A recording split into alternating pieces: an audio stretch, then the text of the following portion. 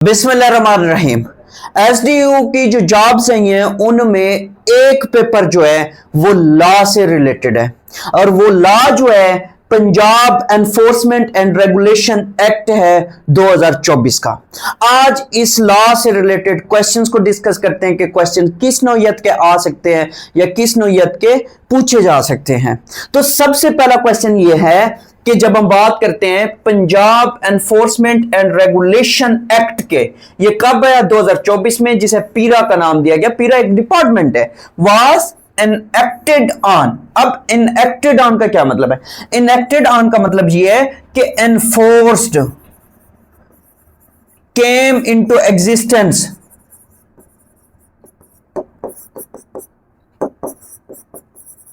तो ये कब हुआ? अब ये सबसे पहला क्वेश्चन है। अब हम इस क्वेश्चन की हेल्प लेते हैं इस एक्ट से। ये एक्ट का सबसे पहला पेज है अगर देखा जाए, जहां से एक्ट स्टार्ट होता है। तो यहां पे अगर आप देखें तो ये डेट आपको यहां पे लिखी हुई नजर आ रही है। ये कौन सी है? ये 17 अक्टूबर 2024 है। तो इसमें हमारे पास राइट ऑप्शन क्या है? 17 अक्टूबर 2024 है। अब इसी की जब बात करते हैं तो यहां पे फिर आप देखें कि 2024 में मतलब पूरा एक साल है। साल में लॉज आते रहते हैं, लॉज में अमेंडमेंट्स भी होती रहती है, बिल आते हैं, पेश होते हैं, उन पे बहस वगैरह होती है। तो इसी तरीके से जब ये लॉ आया 2024 के अंदर, तो क्वेश्चन ये भी बन सकता है कि ये 2024 का कौन सा लॉ है, कौन से नंबर का लॉ है। कहने का मतलब ये है कि वो आपसे इसका नंबर भी पूछ सकते हैं। तो इसी में देखें कि एक्ट एक्स आई का क्या मतलब है? एक्स आई का मतलब है 11th। कौन सा? 2024 का 11th नंबर का लॉ जो है वो किससे रिलेटेड है? Punjab enforcement and regulation act 2024 से रिलेटेड है।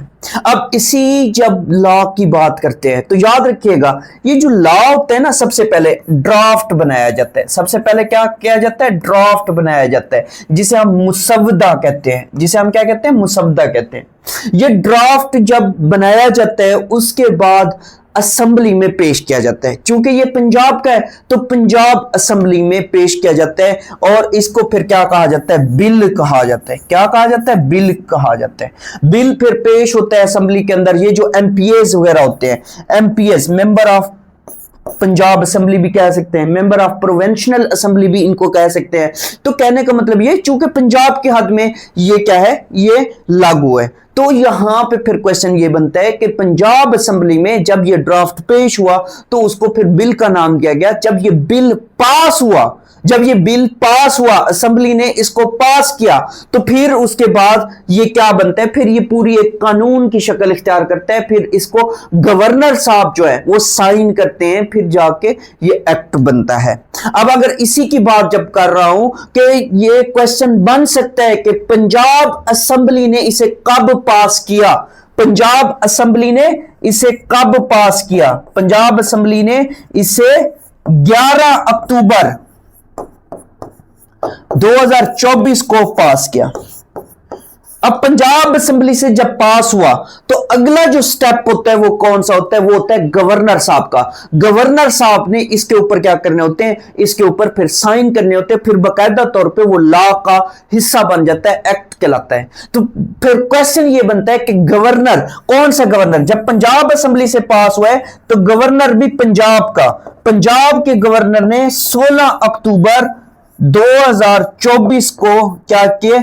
इसके ऊपर साइन किए और इस तरह से अगले दिन 17 अक्टूबर 2024 को ये क्या हुआ? ये इनएक्टेड हुआ, एनफोर्स्ड हुआ। तो ये क्वेश्चंस है, इस तरीके से इसको हमने स्टडी करना है। फिर इसी तरीके से अब जरा बात करते हैं कि और कौन कौन से क्वेश्चंस बन सकते हैं, उनको डिस्कस करते हैं। नेक्स्ट क्वेश्चन है, हाउ मेनी चैप्टर्स ऑफ पीरा एक्ट 2024? पीरा यहां पे वही रिप्रेजेंट कर रहा है, किसको कर रहा है? Punjab enforcement and regulatory authority को। तो यहां पे याद रखिएगा कितने चैप्टर्स हैं। जब हम इस लॉ को देखते हैं तो इस लॉ का जो आखिरी चैप्टर होता है उससे आपको पता चल जाता है कि कितने चैप्टर्स हैं। तो यहां पे आपके सामने है कितने चैप्टर्स हैं। यहां पे देखें, X V triple I, X V triple X कहते हैं 10 को, वी कहते हैं 5 को, और ये 3 को रिप्रेजेंट करते हैं। कितने चैप्टर्स हैं? 18 चैप्टर्स हैं। तो इसके कितने चैप्टर्स हो गए? 18 चैप्टर्स हो गए। और फिर इसी तरीके से इसके फिर क्वेश्चंस क्या बनता है? क्वेश्चन ये भी बनता है कि हाउ मेनी सेक्शंस ऑफ पीरा एक्ट 2024। तो इसके कितने सेक्शंस हैं? तो यहां पे देखें, ये तो चैप्टर था, लास्ट चैप्टर का लास्ट जो सेक्शन है वो क्या कहलाते हैं? वो इसके टोटल सेक्शंस को ज़ाहिर करेगा। तो टोटल इस सेक्शंस इसमें कितने? 82 हैं। यहां पे देखें 82, ये रिमूवल ऑफ डिफिकल्टीज है, रिमूवल ऑफ डिफिकल्टीज है। अब जरा बात करते हैं यहीं पे, इसी से बात करते हैं। यहां पे देखें 82 क्या है? Removal of difficulties. एक मिसाल दे रहा हूं, अगर यहां पे इस तरह से 82 के बाद इसी की जब हम बात करते हैं इस तरह से लिखा होगा या इस तरीके से फिर लिखा होगा, इसका क्या मतलब है? इसका मतलब है कि ये सब सेक्शन है। क्या है? सब सेक्शन है। 82 जो है ये सेक्शन को रिप्रेजेंट कर रहा है, सेक्शन को रिप्रेजेंट कर रहा है। ये जो है फिर उसकी फर्दर जो डिटेल्स होती हैं जिसको हम इस तरीके से लिखा जाता है, आगे भी आएंगी, वहां पे मैं आपको बता दूंगा। तो वो सब सेक्शंस कहलाती हैं। वो क्या कहलाती हैं? वो सब सेक्शंस कहलाती हैं। ये सेक्शंस हैं, ये सब सेक्शंस हैं। तो ये भी याद रखिएगा। इसके 18 चैप्टर्स हैं और 82 जो है वो इसके क्या है? इसके सेक्शंस हैं। नेक्स्ट क्वेश्चन की बात करते हैं, और कौन कौन से क्वेश्चंस बन सकते हैं। यहां पे देखें, the Punjab enforcement and regulation act 2024 extends to. अब एक्सटेंड्स टू का मतलब क्या है? एक्सटेंड्स टू का मतलब है लागू। कहां कहां लागू होगा? कहां कहां लागू होगा? तो याद रखिएगा, चूंकि पंजाब का है तो पंजाब पे लागू होगा। तो क्या होगा? तो पंजाब पे लागू होगा। तो यहां पे देखें ओनली लाहौर, लाहौर पंजाब में आता है, सिर्फ लाहौर पे क्यों? फिर यहां पे देखें होल पंजाब इसका राइट ऑप्शन बनता है। सिंध में नहीं हो सकता, इस्लामाबाद में भी नहीं हो सकता। हम जरा इसी से देखते हैं, तो देखें यहां पे क्या कह रहा है। यहां पे चैप्टर 1 में यहां पे ये देखो, ये क्या है? ये आपका सबसेक्शन 2 है, सबसेक्शन 2 है। इसमें क्या कह रहा है? It shall extend to whole of the Punjab. ये कहां पे लागू होगा? ये होल ऑफ द पंजाब होगा। इसके मतलब अगर दूसरा एक लफ्ज हम यूज करते हैं जूरिडिक्शन का, जूरिडिक्शन मतलब हद। इसकी कहां तक हद होगी? यानी कि ये पंजाब में, पंजाब के अंदर जितने भी इलाके आते हैं, जितना भी एरिया है पंजाब का, उसमें ये क्या होगा? एनफोर्स्ड होगा, उसमें क्या होगा? उसमें लागू होगा। अब इसी तरीके से आगे बात करते हैं और कौन कौन से क्वेश्चंस हैं। यहां पे देखें, यहां पे क्या है? Next question, the Punjab enforcement and regulation act 2024 main objectives. इसका बनाने का मेन ऑब्जेक्टिव क्या है? क्यों बनाया गया है ये डिपार्टमेंट? ये एक फिजिकल एंटिटी है। तो यहां पे देखें, यहां पे क्या कह रहा है? इसी एक्ट की जब बात करते हैं, पहली लाइन है, an act to provide for establishment of the Punjab enforcement and regulatory authority. पहला काम क्या है? पहला मकसद इसका क्या है? पहला मकसद इसका है कि एक Punjab enforcement and regulatory authority कायम करनी है। क्या कायम करनी है? पीरा डिपार्टमेंट कायम करना है। फिर आगे क्या कह रहा है? आगे कह रहा है एंड का क्या मतलब? यहां पे दूसरा उसका ऑब्जेक्टिव बताया गया है। क्या ऑब्जेक्टिव बताया गया है? To prescribe procedures for efficient and effective implementation and enforcement of special laws. कौन से laws? Special laws throughout Punjab. पूरे पंजाब के अंदर स्पेशल लॉज जो है उनको क्या करना है? उनको इंप्लीमेंट कराना है, उनको एनफोर्स कराना है। अब ये जो लॉज है कौन कौन से, वो यहां पे मौजूद हैं। इसी को हमने स्टडी करना है। इसी में से क्या होगा? इसी में से पेपर आपका कंडक्ट होगा। सिर्फ ये लॉ नहीं होगा, इसके अलावा और भी लॉज होंगे। ये तो एक छोटा सा उसका पार्ट है, तो वो भी हम इंशाल्लाह जल्दी कवर करेंगे। फिर इसी तरीके से आगे देखते हैं। अब यहां पे इसके दो ऑब्जेक्टिव याद रखिएगा। एक ऑब्जेक्टिव क्या है? Punjab enforcement and regulatory authority कायम करना। दूसरा क्या है? दूसरा यह है कि स्पेशल लॉज को इंप्लीमेंट कराना, एनफोर्स कराना। अब यहां पे फिर आगे बात करते हैं और कौन कौन से क्वेश्चंस बन सकते हैं। अब इसमें देखें, नेक्स्ट क्वेश्चन है, which section of Punjab enforcement and regulation act 2024 deals the composition of authority. Composition of authority के लिए कौन सा सेक्शन जो है वो डील करेगा?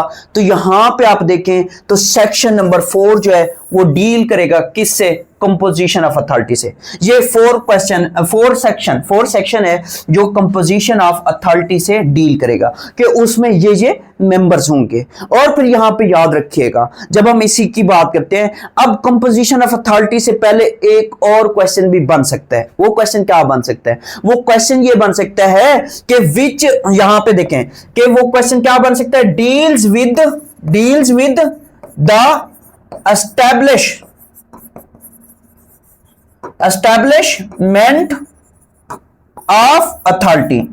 पहले तो अथॉरिटी को क्या करना पड़ेगा, एस्टैब्लिश करना पड़ेगा। जब अथॉरिटी को एस्टैब्लिश करेंगे तो उसके बाद कंपोजिशन ऑफ अथॉरिटी की बात होगी। तो यहां पे देखें कि which section of Punjab enforcement and regulation act 2024 deals with the establishment of authority. तो वो कौन सा है, वो सेक्शन 3 राइट ऑप्शन बनता है। क्या बनता है, सेक्शन 3 राइट ऑप्शन बनता है। अब यहां पे देखें ये सेक्शन 3 जो है ऊपर यहां पे मेंशन है एस्टैब्लिशमेंट ऑफ द अथॉरिटी। अब यहां पे इसका सब सेक्शन 1, ये सब सेक्शन 1 है। यहां पे क्या कह रहा है, the government shall by notification in the official gazette. यहां पे गवर्नमेंट क्या करेगी, गवर्नमेंट को जब कह रहा है गवर्नमेंट शैल बी का मतलब है जरूरी, और यहां पे याद रखिएगा बाय नोटिफिकेशन के जरिए इन द ऑफिशियल गजेट में। अब यहां पे याद रखिएगा कि what is meaning of government. यहां पे गवर्नमेंट से क्या मुराद है, गवर्नमेंट से मुराद ये है कि गवर्नमेंट जो है वो कौन सी गवर्नमेंट है, वो पंजाब गवर्नमेंट है। हमें कैसे पता कि ये पंजाब गवर्नमेंट है, हमें इस तरीके से पता चलेगा क्योंकि यहां पे आप देख लें Punjab enforcement and regulation act 2024 जो कि पंजाब प्रोविंस में लागू है, एनएक्टेड है। तो जहां पे भी इस लॉ के अंदर गवर्नमेंट का नाम आएगा तो वो उससे मुराद ये होगा कि पंजाब गवर्नमेंट की बात हो रही है। फिर आगे क्या कह रहा है, आगे कह रहा है establish an authority to be known as the Punjab enforcement and regulatory authority for carrying out the purpose of this act या ऑफ द एक्ट। तो ये इसकी बात कर रहा है। और फिर इसी के सबसेक्शन 2 में क्या बात कर रहा है, सबसेक्शन 2 में ये बात कर रहा है the authority shall B a body corporate having perpetual succession। perpetual का क्या मतलब है, परमानेंट जिसकी लीगल हैसियत है, जिसकी क्या है, लीगल हैसियत है, परमानेंट जिसकी लीगल हैसियत है। और आगे क्या कह रहा है, एंड अ कॉमन सील का क्या मतलब है, कॉमन सील का मतलब यह कि स्टैंप की बात कर रहा है। क्या बात कर रहा है, स्टैंप की। फॉर एग्जांपल आप कोई जमीन परचेज करते हैं, जब जमीन परचेज करते हैं तो उस जमीन के लिए आप क्या करते हैं, जैसे लैंड रेवेन्यू अथॉरिटी है उसमें आप उसको अपने नाम पे कराते हैं, वो फिर स्टैंप लगा के देते हैं कि ये ऑथेंटिक है, लीगल है। तो इसी तरीके से यहां पे देखिए ये जो डिपार्टमेंट है, ये जो तजावजात है, उन तजावजात के खिलाफ ये क्या करेगा, ऑपरेशन करेगा। और उन तजावजात के खिलाफ क्या करेगा, उनको जो यहां पे कब्जा माफिया है या यहां पे शॉपकीपर्स जो है वो अपनी हदूद से आगे जाके बैठे हैं, तो उनसे क्या करेगा, उनसे डील करेगा। और यहां पे ये भी याद रखिएगा कि सिर्फ इस पेपर में सिर्फ ये लॉ नहीं होगा, और भी लॉज होंगे जो कि हमने करने हैं। फिर इसी तरीके से आगे क्या कह रहे हैं, with power to enter into contract acquire or dispose of property and may be its name, sue or be sued। तो ये याद रखिएगा। फिर इसी तरीके से इसके सबसेक्शन 3 में क्या कह रहा है, अब यहां पे सबसेक्शन 3 की जब बात करते हैं इससे भी क्वेश्चन बनता है। क्या क्वेश्चन बनता है, आगे चल के मैं आपके साथ शेयर करता हूं। तो यहां पे देखें Punjab enforcement and regulation act 2024 where shall be the headquarters of authority be located. ये जो अथॉरिटी बनाई गई है इसका हेडक्वार्टर्स कहां होगा, इसका हेडक्वार्टर्स कहां होगा, तो इसका जो हेडक्वार्टर है वो लाहौर में होगा। कहां होगा, लाहौर में होगा। कराची में नहीं हो सकता, इस्लामाबाद में नहीं हो सकता। कराची में क्यों नहीं हो सकता, क्योंकि कराची पंजाब में नहीं है। इस्लामाबाद क्यों नहीं हो सकता, इस्लामाबाद जो है वो फेडरल है, तो इसी वजह से वहां पे भी नहीं हो सकता। तो यहां पे फिर मुल्तान बचता है। मुल्तान जो है ये प्रोविंस का कैपिटल नहीं है, प्रोविंस का जो कैपिटल है हेडक्वार्टर वहां पे होगा। तो पंजाब प्रोविंस का कैपिटल कौन सा है, वो लाहौर है, तो लाहौर में होगा। और यहां पे ये सबसेक्शन 3, इसी का सबसेक्शन 3 का सबसेक्शन 3 क्या कह रहा है, the headquarters of the authority shall be at Lahore with such offices in such other areas. इसके और भी ऑफिसेज होंगे दूसरे एरियाज में, लेकिन हेडक्वार्टर कहां होगा, लाहौर के अंदर होगा। As the authority may deem appropriate, और ये अथॉरिटी जहां पे भी मुनासिब समझेगी कि यहां पे भी बनाना चाहिए तो वो अथॉरिटी बनाएगी, लेकिन लाहौर में हेडक्वार्टर होगा। फिर इसी तरीके से आगे बात करते हैं और कौन कौन से क्वेश्चंस बन सकते हैं या पूछे जा सकते हैं। अब यहां पे देखें, यहां पे क्या कह रहा है कि who is the chairperson of the Punjab enforcement and regulatory authority. Regulatory authority का जो चेयरपर्सन है वो कौन होगा? तो यहां पे याद रखिएगा चीफ मिनिस्टर जो है वो क्या होगा? वो चेयरपर्सन होगा। जो चीफ सेक्रेटरी होगा ये वाइस चेयरपर्सन होगा। ये क्या होगा? वाइस चेयरपर्सन होगा। वाइस चेयरपर्सन होगा। और ये जो प्रोविंशियल पुलिस ऑफिसर है जिसको पीपीओ कहते हैं, पीपीओ जो है ये असल में जो सूबे का सबसे बड़ा हाईएस्ट रैंक है पुलिस डिपार्टमेंट का, जिसको आईजी पंजाब कहते हैं, आईजी पंजाब। तो ये आईजी पंजाब की बात कर रहे हैं। फिर इसी तरीके से आगे क्या कह रहा है? Senior member of board of revenue. तो यहां पे जो चेयरपर्सन है, चेयरपर्सन कौन होगा? चेयरपर्सन जो है वो चीफ मिनिस्टर होगा। और अभी की अगर मैं बात करूं तो हमारी प्यारी जो मरियम नवाज साहबा है, मरियम नवाज साहबा जो है चीफ मिनिस्टर है, तो वो क्या है? इस वक्त इस डिपार्टमेंट की चेयरपर्सन है। अब यहां पे देखें तो यहां पे composition of authority, the authority shall consist as follows. वो क्या मतलब फॉलो करेगी? यहां पे देखें जो चीफ मिनिस्टर होंगे पंजाब के, अच्छा ये सूबे पंजाब की बात होगी, ये याद रखिएगा। जहां पे भी गवर्नमेंट की बात होगी या जहां पे भी गवर्नमेंट के अलावा बात होगी पंजाब, क्योंकि ये पंजाब का एक्ट है, तो यहां पे देखिए चीफ मिनिस्टर पंजाब क्या होगी? चेयरपर्सन होगी। और जो चीफ सेक्रेटरी होगा पंजाब का वो क्या होगा? वो वाइस चेयरपर्सन होगा। और senior member board of revenue जो पंजाब का होगा वो मेंबर होगा। वो क्या होगा? वो मेंबर होगा। क्यों मेंबर होगा? क्योंकि ये जदाद का मामला है, तो जदाद का जब मामला है तो बोर्ड ऑफ रेवेन्यू के से रिकॉर्ड वगैरह भी हम क्या कर सकते हैं? इस एक्ट के तहत उनसे हम रिकॉर्ड वगैरह भी क्या कर सकते हैं? उनसे इनकी अगर वेरिफिकेशन करानी हो वो भी करा सकते हैं। तो इसी तरीके से ये याद रखिएगा। फिर secretary to the government, home department का जो सेक्रेटरी होगा वो भी इसका मेंबर होगा। वो भी क्या होगा? वो भी मेंबर होगा। और प्रोविंशियल पुलिस ऑफिसर जिसको पीपीओ कहते हैं, पीपीओ जो है, पीपीओ जो आईजी पंजाब होगा, आईजी पंजाब, वो भी इसका मेंबर होगा। क्योंकि इस फोर्स की जब हम बात करते हैं तो आईजी पंजाब को भी इसमें मेंबर बनाया गया। फिर इसी तरीके से याद रखिएगा secretary to the government finance department का भी मेंबर होगा। और आगे क्या कह रहा है? आगे कह रहा है सेक्रेटरी सर्विसेज विंग और services and general administration department, ये मेंबर होंगे। यानी कि जो ये मोटी मोटी बातें याद रखे कि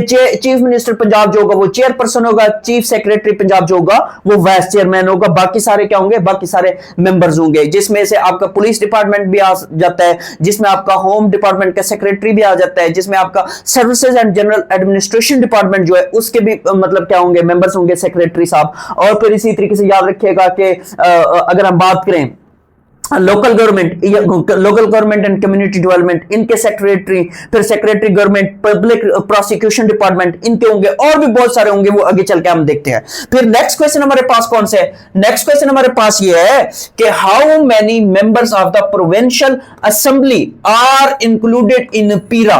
तो यहां पे याद रखिएगा ये जो एमपीएस हैं, एमपीएस की बात कर रहे हैं कि कितने एमपीएस जो है वो एज अ मेंबर होंगे किसके? पीरा डिपार्टमेंट के। तो यहां पे इसी लिस्ट में जब हम कंपोजिशन ऑफ अथॉरिटी की बात करते हैं तो यहां पे देखें, यहां पे ये के में क्या लिखा हुआ है? के में लिखा हुआ है 3 मेंबर्स। कितने मेंबर्स? 3 मेंबर्स। तो 3 एमपीएस जो हैं पंजाब असेंबली के वो क्या होंगे? वो इसके मेंबर्स होंगे।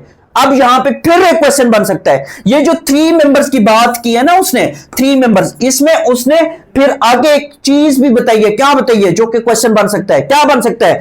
इंक्लूडिंग 1 फीमेल मेंबर, यानी कि ये जो 3 एमपीएस होंगे इनमें से 2 मेल होंगे और एक जो है वो फीमेल हो। ये लाजमी याद रखिएगा, फीमेल को होना लाजमी है। फिर आगे क्या कह रहा है? Of the provincial assembly of the Punjab to be nominated by chief minister. ये भी क्वेश्चन बन सकता है। इनको नॉमिनेट कौन करेगा? कि आपने क्या करना है? नॉमिनेट कौन करेगा? कि आपने मेंबर बनना है किसका? पीरा का। ये नॉमिनेशन कौन करेगा? ये नॉमिनेशन आपको कह सकता है चेयरपर्सन करेगा, चेयरपर्सन भी कह सकता है। चेयरपर्सन कौन सा? जो चेयरपर्सन होगा इस डिपार्टमेंट का, जो चीफ मिनिस्टर है। तो चेयरपर्सन चेयरपर्सन भी बन सकता है, या जो चीफ मिनिस्टर साहबा जो इस टाइम हमारी प्यारी मरियम नवाज साहबा है, तो वो भी इस डिपार्टमेंट की क्या बन सकती हैं, इस डिपार्टमेंट में चेयरपर्सन तो है ही है, और साथ में वो इनको नॉमिनेट कर सकती हैं और इनको कहेंगी कि आपने इस डिपार्टमेंट के साथ आपने मेंबर बनना है। फिर आगे जब बात करते हैं, आगे भी है, आगे क्या कह रहा है, आगे कौन कौन से मतलब क्वेश्चंस बन सकते हैं उनकी बात करते हैं। तो याद रखिएगा क्या कह रहा है, what is the term of office for independent members of पीरा। तो यहां पे देखो कि जो इंडिपेंडेंट मेंबर्स होंगे ना उनकी टर्म कितनी होगी। सबसे पहले तो यहां पे हम क्वेश्चन की नौयत को समझते हैं कि यहां पे इंडिपेंडेंट मेंबर्स कौन है या कितने होंगे। तो यहां पे फिर इसी की बात करते हैं, तो यहां पे देखें 4 इंडिपेंडेंट मेंबर्स। ये जो इंडिपेंडेंट मेंबर्स है कितने होंगे, 4 होंगे। कितने होंगे, 4 होंगे। और फिर आगे क्या कह रहा है, इसमें इंक्लूडिंग 1 फीमेल मेंबर। ये जो 4 इंडिपेंडेंट मेंबर है इनमें से 3 मेल्स होंगे और यहां पे 1 फीमेल होगी। वहां पे भी जब हमने प्रोविंशियल असेंबली एमपीएस की बात की थी कि एमपीएस भी यहां पे 3 होंगे जिनमें से 1 फीमेल होगी, 2 जो है वो मेल्स होंगे। तो यहां पे जो इंडिपेंडेंट मेंबर है, इंडिपेंडेंट मेंबर टोटल 4 होंगे जिनमें से 3 जो है वो मेल्स होंगे और 1 जो है वो फीमेल होगी। आगे क्या कह रहा है, to be appointed on the recommendation of the selection panel। अब सिलेक्शन पैनल, इनकी नॉमिनेशन कौन करेगा, सिलेक्शन पैनल करेगा। कौन करेगा, सिलेक्शन पैनल जो है वो इनकी क्या करेगा, नॉमिनेशन करेगा 4 इंडिपेंडेंट मेंबर्स की। अब यहां पे क्वेश्चन क्या था, क्वेश्चन ये था कि what is the term of office for independent members of पीरा। तो यहां पे याद रखिएगा कि इनकी टर्म कितनी है, हम इसी को देखते हैं। यहां पे वो क्या कह रहा है, यहां पे वो ये कह रहा है the independent member shall be appointed by the government for a period of 3 years। कितने साल के लिए, 3 साल के लिए। तो यहां पे ये 3 years याद रखिएगा कि ये जो 4 इंडिपेंडेंट मेंबर्स हैं वो 3 साल के लिए अपॉइंट किए जाएंगे।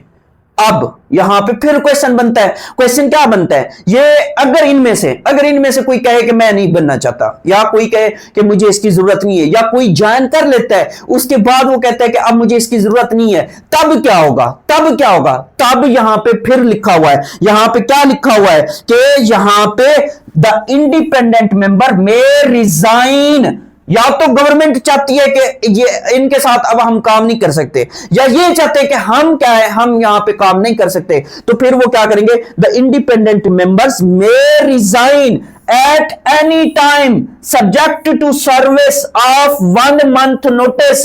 यानी कि ये अगर रिजाइन करना चाहे, ये अगर क्या करना चाहे, रिजाइन करना चाहे, तो 1 माह का नोटिस देंगे, 1 माह का क्या करेंगे, नोटिस देंगे। उसके बाद फिर ये इस डिपार्टमेंट को छोड़ सकते हैं, वो इसके मेंबर नहीं बन सकते।